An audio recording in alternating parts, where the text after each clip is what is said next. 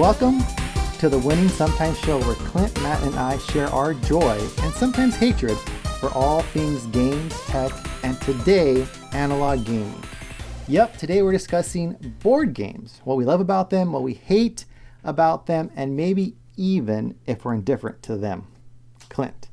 Anyway, we talk about video games a lot. Really, that's what brought us together, and that's definitely something that we all love.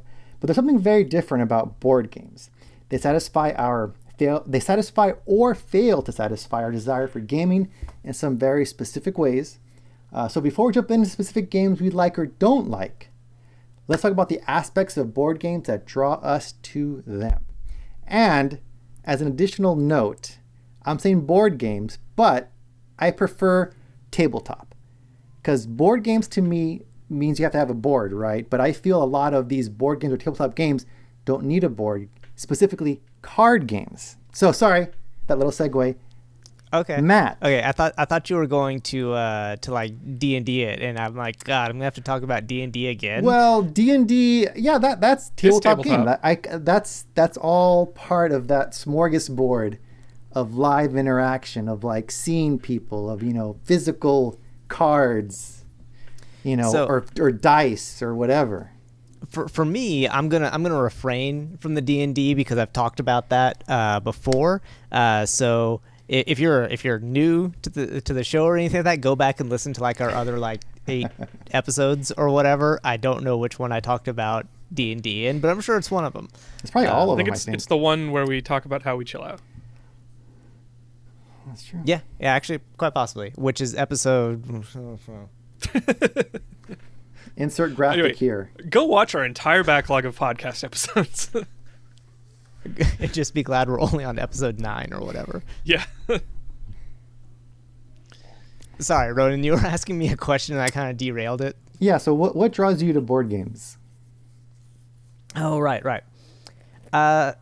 So it's funny that you actually did mention like tabletop and I took it as D&D because one of the things that I absolutely love about board games, don't get me wrong, I love video games too, but the absolute unpredictability and unscriptedness, like the outside of the box, I guess you would say, nature that board games or card games or tabletop or whatever you want to call it, like face-to-face games can really happen. Like in a video game, you are confined by whatever is programmed in there. And yes, there's like some sandbox games and you can do some like crazy stuff. Like I love Minecraft and how you can build whatever you want and all that sort of stuff. But the story I always tell, and this kind of encapsulates why I love board games, is this was years ago. I was playing a game called Settlers of Catan. It is... See, and I don't even really like Settlers that much. Like I see Ronan over there with a thumbs up. It's a very okay game. Like it's a fun good game. Yeah, it's good. Like, story. Yeah, there's nothing wrong with it, but I really think Settlers is more kind of like that gateway game. Like that's like, oh well, I don't like board games. Like, well, try Settlers of Catan. It's pretty, it's going to be familiar enough to like board games you played as a kid and everything like that. Maybe on family nights or whatever. And it's also going to be interesting as an adult, but beside the point. There's a lot of trading that goes on in the game and everything like that. And I was playing with my friend and his cousin and his cousin's wife, if that makes sense. And so they're trying to trade. And at the beginning of the game, everyone's all friendly and nice. Like, sure, I'll trade you a sheep for a stone or whatever. And then probably one of the greatest board game like things that ever happened in my life is this guy and his wife. She will not trade him some sheep or whatever the resource is. And so like across the table, he just yells like, "Your mother was right. You're nothing but a whore and I never should have married you." And that is what I love about board games. Like that aspect right there. Like, while yes, weird things can happen in video games and everything like that, generally speaking, you don't get that like completely out of the box sort of stuff. Because like if you're trading in a video game, it can like you can get really upset about it and everything, but there's probably certain parameters that you can the game makes you stay within. Whereas like a board game, you can straight up say, like, we all played Monopoly, which again, whatever. But you've played Monopoly where someone's just like, I'll give you $1 for everything. Like, okay, cool. And like you do this just ridiculous trade, and you may not be able to do that sort of stuff in a video game. So like that ability to be outside the game, to like bend the rules, as long as you don't start a fist fight at the table, which Right. I feel like Happens. that's a completely different episode, but Yeah. whatever. There's no house Dang, rules. man. That's you're- what I you're love hardcore. about games. Oh, I love board games. I take them super seriously. Yeah, I'll talk about that okay. later. So I have a little. I was going to bring this up when I talking about video games too. But have you played the Pandemic series that are like one time only by any chance? I forget have what they're not. called. It's on my list of things I want to play, but I never Okay. have.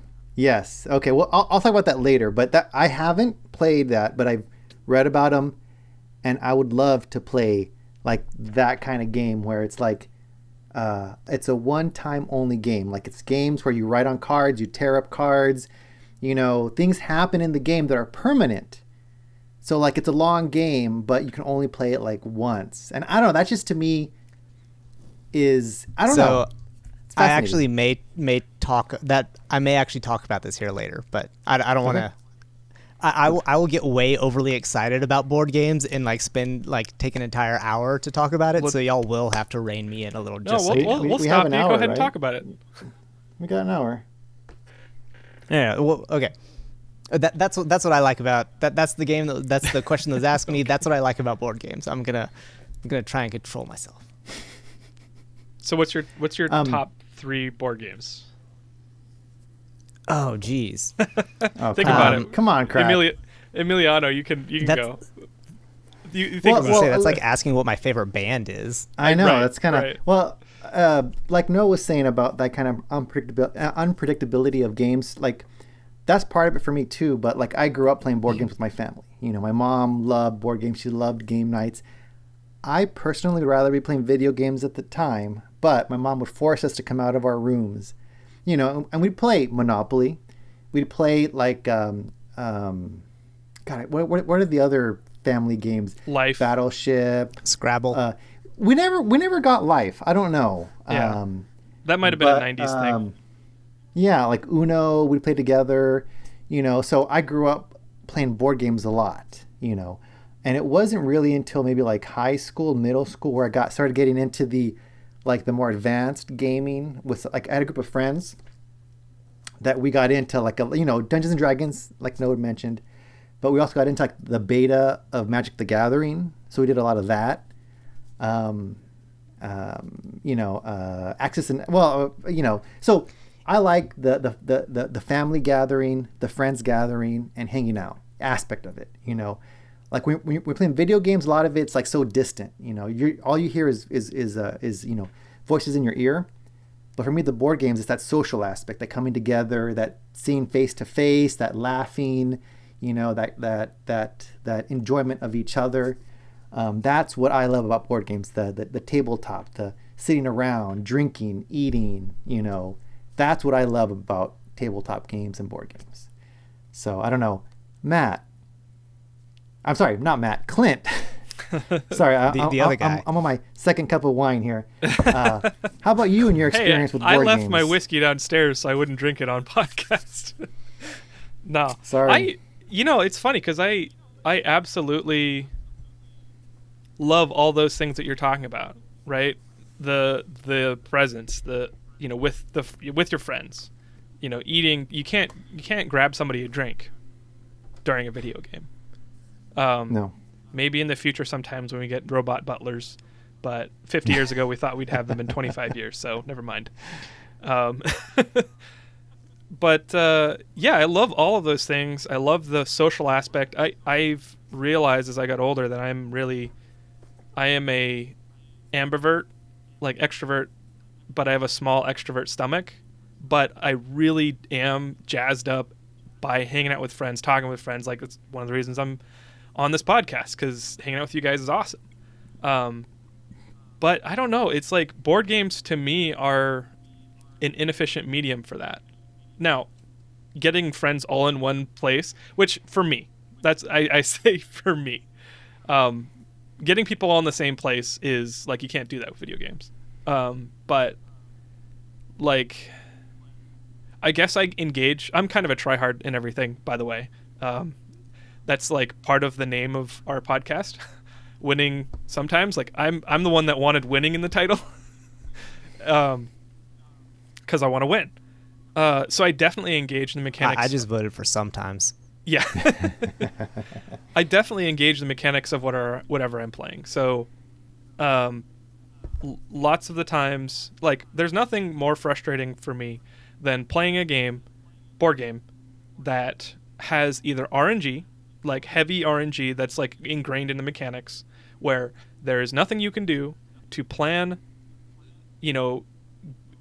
demonstrate any kind of skill or, make choices that benefit you. It's like, nope, the RNG decided that you lose. It's like, okay, I hate that. I hate that in video games too. And then there's nothing more frustrating than having a game that's so complex and has, like, I know that there's a balance for this, but it's so complex and unintuitive that you just have to play, multiple times in order to actually get a handle on it, so that you understand what's there. For audio, Emiliano is holding up Axis and Allies box in his video stream. That is a... sorry, go ahead. Yeah. I'm just saying that, like, I despise games. I despise the mechanics in games where it's like, wait, how did you do that? It's like my first time playing the game. And they're like, oh, well, there's this card and it has these attributes and it lets you do this. And I'm just building this, this strategy. And I've been doing it for 10 turns now. And I didn't tell you that was a possibility. And it's like, I just beat you because this strategy is OP. And it's like, what the That's like, why did I waste my time playing this game when you were just going to beat me anyway? Right? Obviously to hang out with my friends. And that's the part that I forget in the moment when I'm being a tryhard, want to win kind of person, right? A board game tryhard. I love it. Wow. Oh, life tryhard. Okay. Insert whatever type of game. And I'm always trying to start by winning. But it still blows my mind that you're not like a process engineer or something like that. Like I feel like you just want to like optimize absolutely every system. And I mean, well, I guess is part of your job, but like, yeah, that's your whole life is dedicated to like, I want to like optimize this game. I want to most efficiently do this thing and I want to win. Yeah. Well, I mean, that is part of my job. I do software automation all the time. But yeah, so that's like what kills it for me. And like, man, I learned in the last couple of years, like, the type of game that I absolutely hate, which is worker placement. That's like the name of the type of game or genre of game. And most recently, the last one I tried just at lunch, before COVID, BC, like at lunch at work, some of the guys, actually everyone, there was a group of people that were like, hey, you want to play this during lunch? I was like, okay. And then we went and played. I wrote it down for the podcast. Lords of Waterdeep. And yes. Yeah, and that one was the same what I described earlier, where it's like, oh, well, there's this, and this, and there's like, in Lords of Waterdeep, there's like many different types of strategies you could do, but none of them are apparent until you draw the thing or read the rule book all the way at the beginning. And that's like, RTFM is not a culture in software RTFM is read the effing manual. I'm sorry, I don't have time to read your effing manual. It's like, your manual's so poorly written. On your lunch break. Right, on my lunch break. Why would I want to do that? And I guess that's just not me. I get that some people are really love to engage in like complex rule sets and like learning a system and then like cultivating mastery over it. I like intuiting systems and perceiving systems and then cultivating mastery over it. So, and well, I completely agree with you on that. Like, there's definitely like you said, like there's a balance between something being intuitive and something having depth, I guess, would be a polite way of saying that or whatever. And you're right. There's a ton of bad board games out there, and like a lot of games that I have played that I have not enjoyed. And so like like the fact that you don't like board games, like you have not enjoyed playing a lot of board games. I completely understand that and completely respect that, because you're right. There's just so many out there that are just not good, or they're overly complicated, or they just have some, or they're boring. That's the other thing. And I'm about to piss Ronan off here, so that's fine. Bring it on. So like one of the games that I don't particularly care for is Axis and Allies. Where is it? And the reason I don't like Axis and Allies is because, like Clint was saying, it does require you, like there's a fair amount of learning that has to go into it. It's not like extensive, but you do have to learn a fair bit. Oh no, it is extensive. It is super extensive. Like there's like production tracks. There's like all this crazy. Like I've played, like, have you ever played Twilight Imperium? No. I've played Twilight Imperium and literally never finished a game because there's just so much to it. It's like Axis and Allies that you have to like build like a 10 by 10 table to play on or something. So yes, like Axis and Allies does require a fair amount of learning. And so if you're new, it is somewhat daunting and you just get crushed every game. And then by the time you get experienced, and I know Ronan's probably going to argue against me here, but he's wrong. By the time you're experienced, you know how the game will end after the third turn. Because there's very specific things, like the strategies, like the optimal strategies. It's like, if you're playing as Germany, if you don't capture all of North Africa on turn 1, you've basically lost. Like Russia, for the first 3 turns, if you have not, like it's been a while since I've played it, but like, if you have not produced X amount of infantry in the first 3 turns, you're going to lose. Like there's just certain things like optimal strategies. And so it's only ever interesting when you're playing with new people that don't know the optimal strategies. And then, or you're playing with a whole bunch of people who are just going to play not off the meta or whatever you want to call it. And so for me, Axis and Allies gets really boring really quickly. So yeah, I don't like Axis and Allies. I think that's boring, and I'm not going to go so far as to say it's a bad game. But people who like it are obviously bad gamers. That's I'm joking. So hold on. Let me counterpoint that, since we're talking about Axis and Allies. So a little history, right? In high school, I had a group of friends, and we did all these kind of games: Dungeons and Dragons, Magic the Gathering. We also did board games. Axis and Allies was one of those games, and there were 4 of us, and we all played it, kind of learning the game as we played together. So like I'm not as familiar as you are with it, but I remember having fun with it, with all of us kind of learning to play the game. So we're all kind of like bad at it, but we enjoyed the strategy elements. But the thing we enjoyed the most was the social elements, because a lot of it, from what I remember, you're making kind of deals with people, like to exchange resources, or to like, hey, don't attack me this turn. Let's form a little alliance on this border. That way we can leave it lightly defended so I can go do some other stuff too. So to me, that's what Axis and Allies is. It's more the social interactions of like, can I make a deal with this person? Can I trust them to hold their end of the deal without stabbing me in the back? So I'm not an optimal Axis and Allies player. I actually bought this copy at Target for like $18 on clearance. Like, and my idea is to someday, when my boys are older, to play it with them and have like a long-term game going on with crush them and my wife. I don't know the game. I'm not going to read the rules. I tried to read the rules. I was like, holy shit, this is a crazy rule book, you know. But I have memories as a kid, or as, a teenager playing this game. So that's why I'm like, you know what, this could be fun. Most of my tabletop is more casual, I guess, or more friendly, like Clint was saying. It's not as hardcore as this.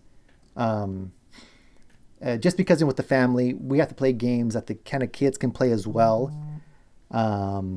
But like me and my wife have dabbled a little bit into other kind of games, which I have a little show and tell pile down here, which I'll bring it in later too. But, So what I'm hearing is Matt suffers from skill-based matchmaking, and Emiliano is more used to connection-based matchmaking. I guess, yeah. Well, and for me, I feel it's more cooperative, because we're kind of, I don't know. I guess that's another game type too, but. So I guess my follow-up question on that, off of your, how you experienced in learning together and everything like that, you mentioned like forming little alliances. Have you ever played Diplomacy? I don't know. I feel like there was a time where I was playing a lot of these like online board games, and I don't know if that was one of them. In the taco group, I know that a few years ago we set up one and we played Diplomacy online. It was originally a board game. Yes, and for those of you who are not that. familiar with Diplomacy, which is probably everyone in this chat, but maybe some of you listening are familiar with it. Despite the name, it is anti-diplomacy. Basically, it should be just called backstabbing is what the game is. But effectively, it's like a World War II type scenario, and you can be like Italy, you can be Germany, all sorts of stuff. And it's super simple. And basically, the whole point is you are just trying to take over the world. And in order to do so, you obviously can't fight everyone at once. So you have to make little alliances here and there and kind of trust people to actually hold to them. And so I feel like, to me, Diplomacy is a great game because of its simplicity. It's like Axis and Allies, where you're still fighting and moving pieces or Risk or something like that. But it's very, very simple. It's 1-to-1. Like, if you have more stuff, you win, like, period. So a lot of it is just like, hey, Clint, I swear I won't invade you or whatever. And, sorry, I'm having flashbacks. The game that we had with the tacos, I still remember, this had to be like 6 years ago or something like that. Eucetic Mike, all right, broke our alliance, and I would not let him live it down for years. And as you can see, I've still not let go of it. It's Eucetic. I thought it was Eutectic. Is Eucetic? Eutectic. I think you're right. Okay. Anyway, Yeah. sorry. I'm not an Englishologist. Yeah, Mike. Anyways, and so like honestly, for me, and that can be played very slow as well. Like you can take like days between turns and things like that. It doesn't matter. And so for me, I think honestly, and this is maybe a suggestion for Clint, that may be kind of your combo of skills or games that are kind of easy to learn that still throw that social aspect at it so that, if you're playing with Emiliano or whatever, you can message him all day. It's like, move your troops off the border. Like, come on, man. Like, don't you trust me? That sort of stuff. And so like, I really like those sort of games. And whereas again, something like Axis and Allies, it's very... Have you played a lot of Axis and Allies? Because I haven't. It's like, I know there are a lot of those types of games that are like super complex, super drawn out. Like there's a whole genre of like World War II, like long form tabletop games. Like I played Axis and Allies like probably every other week for a year. So, wow. Yeah. Okay. And so, and we kind of stopped. I'm never playing with you. Sorry. Oh, this was probably a decade sweaty. ago, so I don't even remember the rules. Yeah. Yeah. And so Matt, you told your story about like Diplomacy, kind of on a same vein for me at least, with the same group that I did Axis and Allies with and Magic. One of our group brought in a game called Shogun Warriors, kind of like Axis and Allies, a little more simplified. But I remember there was a point in that game where I looked my friend in the eye and I said, hey, don't attack me this turn, and we'll both attack this other guy, and I'll let you win after we do that. I just want to make sure he doesn't win, right? And I remember it was my turn after we made this agreement, this verbal agreement, where we looked each other in the eyes, and I look at the board and I realize that if I attacked him and the other guy at the same time, and the rolls, again, a lot of these games are RNG based, but if my rolls were good, that I would kill everybody and win the game. And I did, and I won. And since then, like, this guy constantly Nobody brings, you know, nobody trusts me anymore. Nobody trusts me anymore. I looked him in the eyes, every time he looks you in the eyes, I won't attack you. You can win. I just want to kill this guy. I killed them all, and I won, and it was beautiful.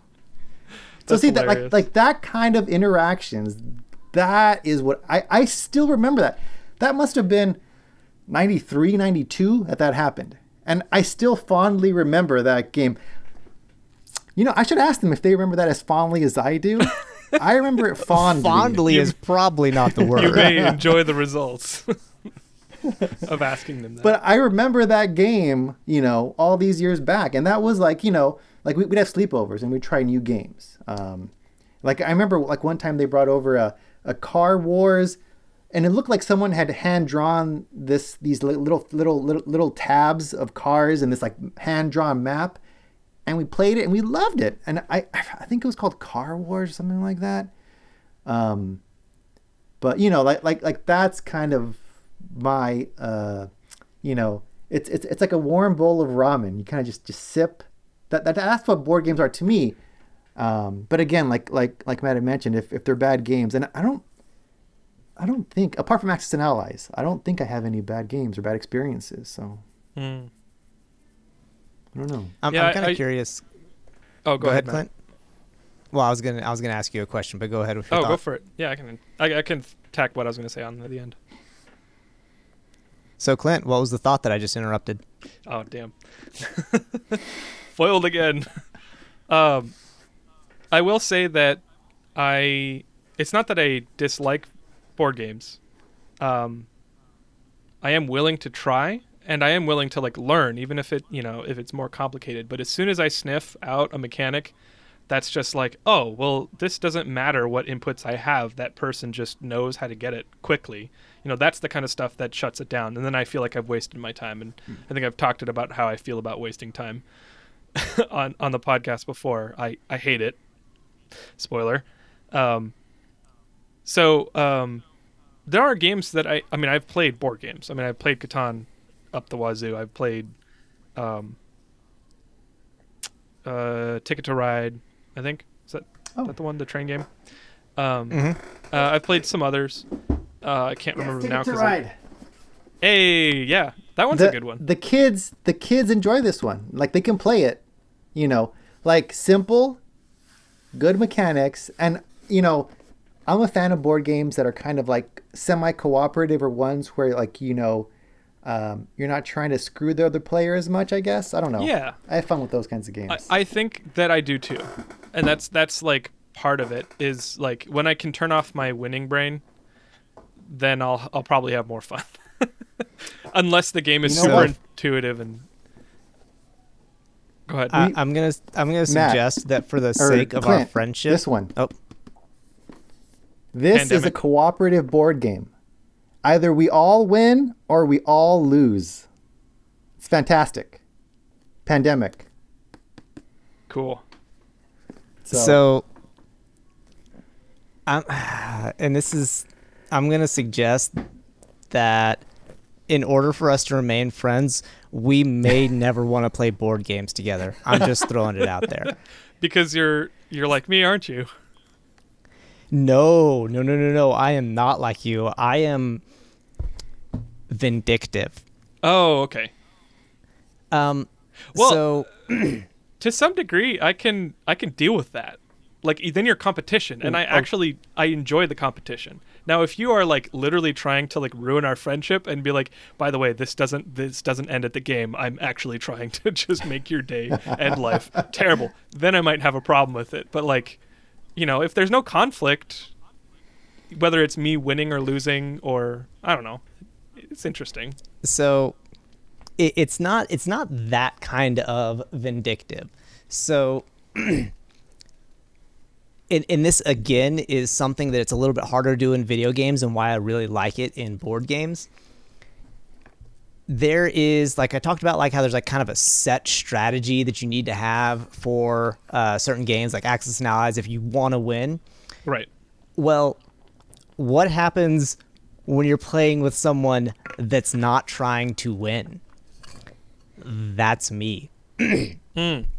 Like, there are so many games that I play where I am not trying to win. I'm either trying to make everyone lose or just like Make it so I just hard want to see the win. world burn. Right. Honestly, Yeah, I love like I love that. Like that's fun. That's interesting. How can I both compete against the mechanics of the game and the other players and the guy who doesn't want me to win? Like that makes it more interesting and fun for me, because that's another thing about board games is that, you know, in my opinion, they're somewhat static. Like if you play a game every other week, you're going to reach the limits of its variety, and that's why I'm gonna wait till Matt, go ahead and show it. no, keep going. Okay. Well, that's why I one of the games, it's not technically a board game, it's a deck building game. It's called Dominion.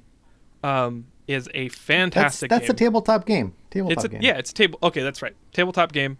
I love that game so much. It is so fun, and even as a beginner, I'm not going to go too deep into the mechanics of the game, but there are like 3 basic mechanics that are true for any strategy that you do. You have a turn, and every turn you can play cards that give you actions, more cards, or more money. And you need to use money to buy victory points. And the more victory points you have, you win. And there are so many types of cards that get you those, that give, you know, some combination of actions, and then there are special cards that let you like have more actions next turn. Action is the ability to play a card. So you can keep chaining cards together if you have more actions. Anyway, that creates such a massive like variety of strategies that there is no winning, like just silver bullet. There is no, this is the way you win. If you don't know about it, you're screwed. It's like, no, there's only 10 types of cards on every game. And the deck is like, you know, depending on how many expansions you have, you could have 130 different types of cards. And so at every game you play, you pick 10 of those types of cards, and that's your set. And then you can buy those cards. So it's like every single game has 130, it's not 130 factorial, what is it? Or is it 130 factorial? Different varieties of different possibilities and combinations. Well, it would depend on. Okay, we're not doing math here. Okay. Anyway, there are many combinations. 10 by 130. Are we doing NPR or NCR? How we calculate? Okay, this? that's good. Is it combinations or permutations? They would be combinations, because there's no repetition. Repetition doesn't matter. Okay, enough statistics. Yeah, so there's so much variety, and like really all it comes down to is those mechanics that I was talking about, the actions, the money, and the plus cards. And as a beginner, I mean, as long as someone explains it to you right, you know, in like a 10-15 minute explanation, you can see, I mean, it's a better game. It's like software development. It's like logic, and you're like writing your code in how you build your deck. And it's like, I guess that appeals to me as a software developer. So it's like, I have won games. Do you still draw your cards? Like is it a random draw, or do you get to choose? You get to choose, but you need money. So you start out. So it's not like a deck that you pull randomly from. So you have a deck of cards, and you draw randomly from that deck of cards. You start with 3 victory points and 10 gold, I think. And then when you draw or 7 copper. And then you draw 5 cards every turn. And then you can use, if you draw copper, you can use those to buy cards. And then cards are like 3, 4, or 5 coin. And then once you buy the card, it goes into your deck, and then you shuffle it. Next turn, you draw 5, and so on. So you build your deck. And I didn't mean to explain the whole game, but you build your deck so that the randomness of drawing from your own deck you hopefully have a bigger distribution of good cards or cards that synergize together and give you more actions to get more coin in your hand so that you can buy as many victory points as you want. And the expansions are really well designed so that, like, it's just always interesting. And then certain players are more vindictive than others because there are attack cards, you know, on top of those actions and plus cards and those mechanics. And then there are some games where the whole idea, because you can trash cards with certain cards to like remove the extra crap out of your deck. So some players, they just run a really lean deck that has like 8 cards in it, and they're all money cards or something, so that they can just buy victory points every single turn. So they like build up their deck and then trash everything down to just what they need, and then they just buy coin every time. And then once you run out of, you know, certain amount of victory points, then the game's over and they win because they have the most. So anyway, I guess I do like board games. They just have to like conform to my own tastes. I guess that makes sense. That's kind of a stupid thing to say. No, because at the beginning you said that you didn't like the RNG, and I feel like pretty much every single tabletop game has some element of RNG inherently built into it, be it like the drawing the deck, a dice roll, or whatever. It just seems like maybe you don't like the games that have like an advantage to people who have played it for longer than you have, you know. That's probably it. And I can see that where like Axis and Allies, like I'm not going to play it with people that are seasoned pros like Matt, because I would bang my head against a wall for a long time. I want to play with someone at my skill level, you know, so that I would enjoy it as well. Yeah. But look, here's another show and tell. Some more card games. Exploding Kittens, fun game to play with kids. Starflux, fun game to play with the wife while you're drunk. Okay, I'm putting a bookmark there. Munchkins is just a fun game to play because it is so ridiculous and so fun. Matt, have you played this, Munchkins? I have played Munchkin. Sounds like you don't like it. No, I like everything except one rule. And this is like and this may just be like the kind of people I play games with. I always try and explain games to people because like my job at work is I explain things to people. That's my job. So I'm actually pretty decent at it, despite what I may display on this show. So I always try and explain things. They're like, oh, just let me see the rule book. I'm like, no, please don't. Because in the rule book of Munchkin, and I don't know if you've ever seen this, is if there's a disagreement about how a rule is interpreted, whoever is the loudest is correct. Oh, no. That's in the rule book. And so naturally, all my friends find that rule, and they're like, wait a second. I was like, oh, God, this is going to be a long night. So that's what I don't like about Munchkin. I know it's supposed to be a fun rule. It is not a fun rule. Rules, contradictions, or disputes. When the cards disagree with the rules, follow the cards. Any other disputes should be settled by loud arguments among the players, with the owner of the game having the last word. Hey, this is a little different. The owner of the game. That's a bit different than having what the I last saw. word. Maybe they I got think they had to sued nerf for like the rules there. They had to nerf the rules. Matt, you did it. You changed Munchkin, changed Matt. Munchkin. You did it. Congratulations. Like, so yeah, it's a decent game. I just like it. If you're gonna start an argument, Munchkin's the game to start it in. So yeah, I think I've played Munchkins, but when I had it explained to me, because we didn't have time for me to read the rulebook, which I don't like anyway, as I explained, they didn't explain enough, and so I, as I was playing my first game, I had many. Hey, wait, what did you just do? How did you do that? Oh, well, it's because of this rule that I didn't really explain to you, and it allows me to do these things that lets me beat you. And I was like, okay, I'm done. Yeah, and that sucks. So a game, one of the ones that Emiliano had there that you may either absolutely love or absolutely hate are the Flux games. Because the way the Flux games work, and Emiliano, you can correct me if I'm wrong here. Well, it's been a while since I played it. the way that they work is the only rule when you start is you basically, I don't remember how many you have in your hand, but you draw one, you discard one. Like that's the only rule. And you have certain cards that like you can play that have certain like characters or whatever on them, and you also have rule cards. Oh, and so you yes. can play a card in the middle of the game that says instead of drawing one, you now draw 5. Instead of discarding one, you discard your whole hand, and you can keep adding rules. You change the rules. Yeah, Well, and so you can change the discard rules the as you old go. rule, and the new rule takes effect. Yeah, absolutely. So you don't need to really know anything about the game because the rules get made up as you go. And so it's actually one of those ones if you have like a group of people that you don't really have, you can't explain how to play Axis and Allies to them because like guys, we've only got like 12 hours. We don't have that kind of time.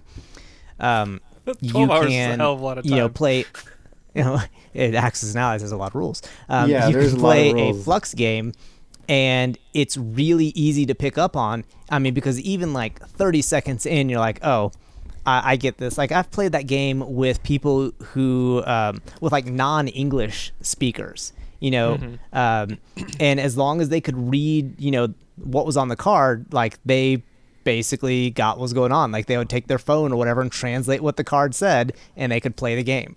Wow. Like, so it's a very simple game to pick up. That's cool. So, yeah.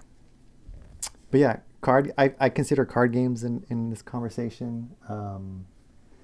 Like here's another little show and tell. The podcast can't see, but my wife grew up with the game called Mastermind, and this is an old box. This is like from her childhood. That's 70s and for it's sure. basically, it's like basically one person does a pattern here, and they try to guess it up here with the different nubs, and you say if they're right or they're wrong.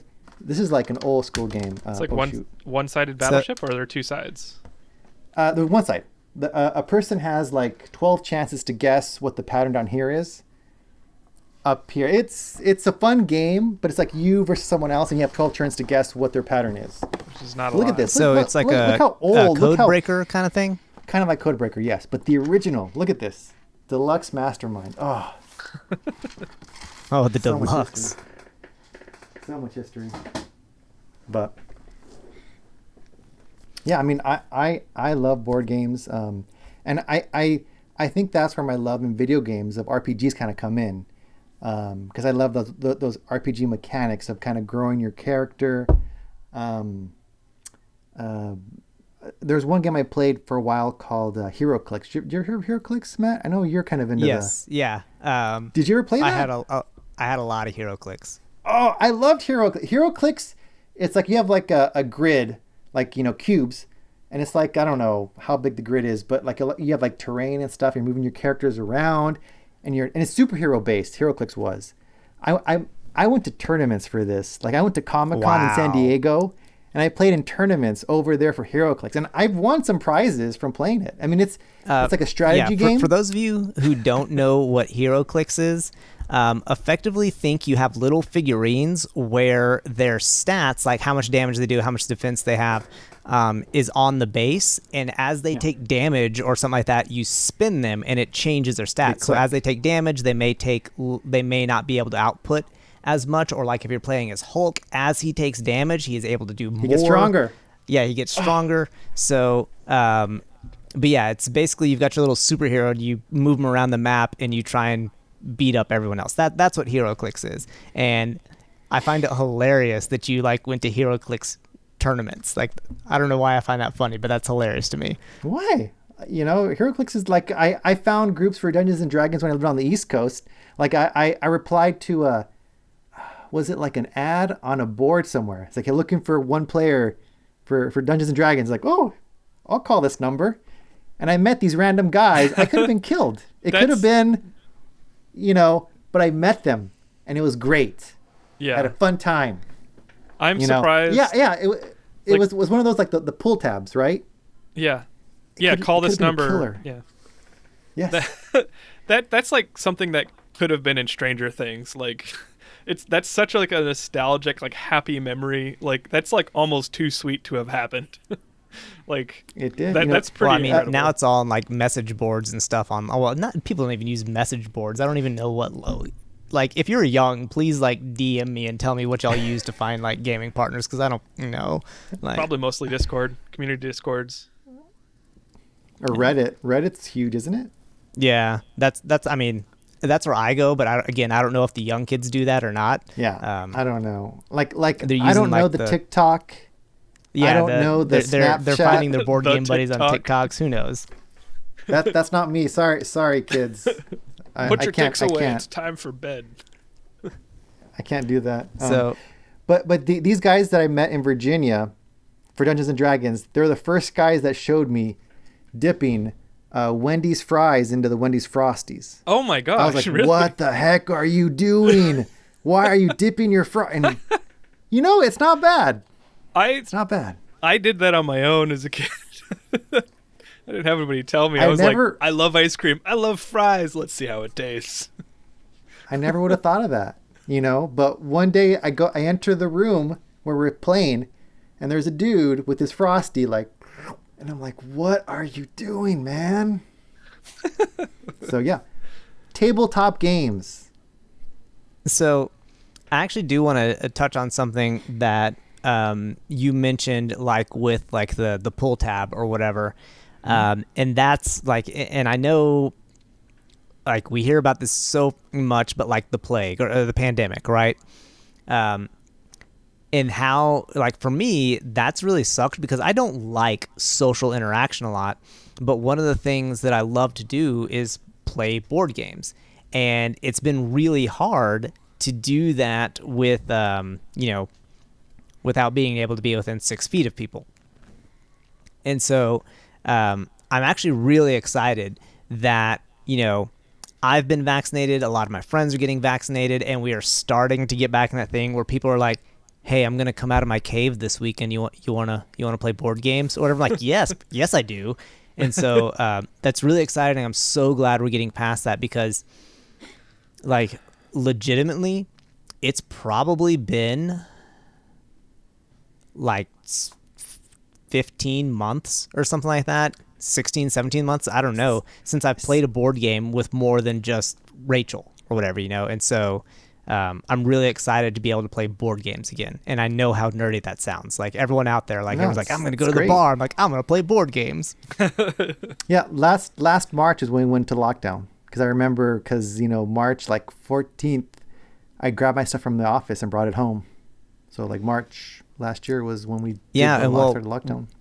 What I'm saying, like the I think the last time I had like a board game night with anyone, like whether it was at my house or somebody else's place, I think was like January of 2020, something like that. January, like late January, early February. So yeah, it's been a minute since I've played like a real board game. What did you play? I think we played Arabian Nights. I don't remember. It was one of my friend's games.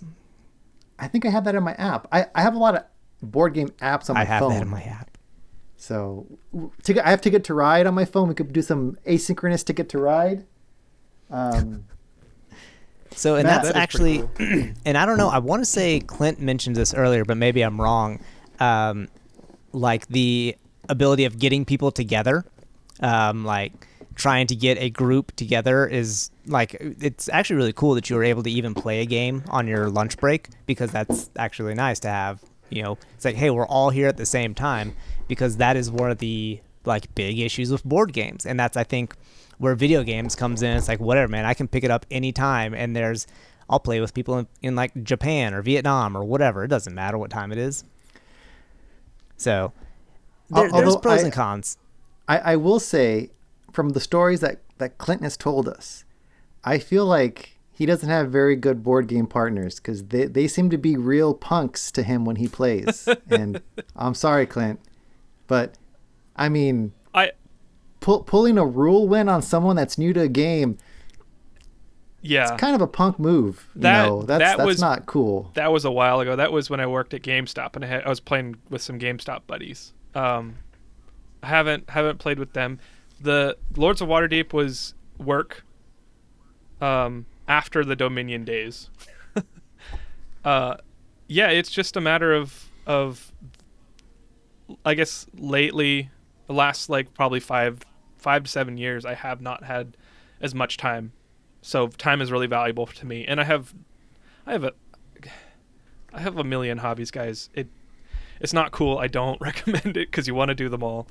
So it's like my time is so limited that I just can't abide wasting it.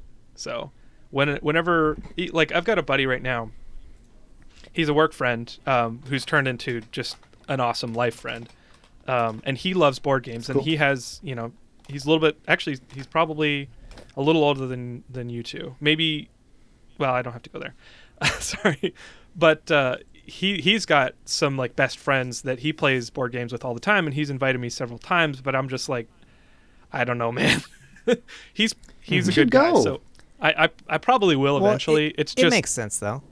It's just I gotta hype myself up and be like, okay, I'm ready to like wait. I'm ready to be okay if this is a waste of time, even if it is. It might not be, but it's that kind of thing where I'm like, I've been stung in the past, and I'm like, I don't know if I. Well, it seems like it could be for you. It's very polar. Either you're like, oh, I'm gonna have a great time, or I am going to regret waking up this morning. Like that's kind of how it feels like you're being pulled there. And so it makes sense for you to be like hesitant of being like, oh yeah, let's go play board games, because you could really not enjoy it. Right. No, it's not so negative. I'm definitely not like, oh, this is the end of the world. It's more like, oh, well, I could have done something else with my time, and that's really kind of annoying. It's good to talk these things out, though, because I didn't realize that I was reacting to it so negatively. It's like I am choosing not to do something for, way in the future because of these small little speed bumps that I've had. Therapy sometimes. Hey, Matt, have you tried Star Wars Armada by any chance? I have not. Okay, because that's Star Wars Armada is like a miniature game, but you don't need like a map. It's all done with like not rulers, but they have like, I guess, rulers to do like the movement and the churning and stuff like that too. I kind of want to get into it, Star Wars Armadas, but it's kind of expensive. And another show and tell element that the podcast won't be able to see, but I have an old game called Star Warriors, which it's a hex-based starship game that's kind of like Star Wars Armadas. I played this as a kid with this gaming group that I was telling you about before, and I still have this game, and this is a fun game. The map is super huge, but Star Warriors, I want to get into Star Wars Armada. I feel like we should have a meetup and do some board game together, and I think that would be awesome. I feel like we should just see each other in real life, like, period. Like, well, yeah, no, but I meant like, we could play a game and have some drinks and pizza or tacos or whatever you want. You have to have I'm down. That, but making plans sometimes. Making plans. That should be the name of our offshoot podcast. Making plans sometimes, and it'll be like a 10-episode miniseries of us trying to meet up at some point in the future. It's just like nothing but calendars and scheduling conflicts. Well, I'm good on Wednesdays. I can't do Tuesday, but 7 p.m. on a Friday is okay. So in this episode, we came dangerously close to meeting up. Will we meet up next time? Perfect. Tune in next week. Dangerously. Awesome. Okay. Well, there you have it. Things that we like and don't like about board games, and what's becoming a recurring theme on the show. We're all very different gamers, even when it comes to board games. So Now it's your move. As always, let us know how we're wrong. What did we get wrong about board games? Are there some games you think we all need to try? What's your favorite board game? You can tell us on our YouTube channel, Winning Sometimes Show, where we'll have video for this and other episodes. We have Twitter at WW Sometimes Show. Yep. We sometimes win games on twitch.tv/Winning Sometimes Show. Or you can yell at our inbox with show@winningsometimes.com. And finally, we have a website, winningsometimes.com. Thanks so much for listening. We'll see you in the next episode. Bye. Bye.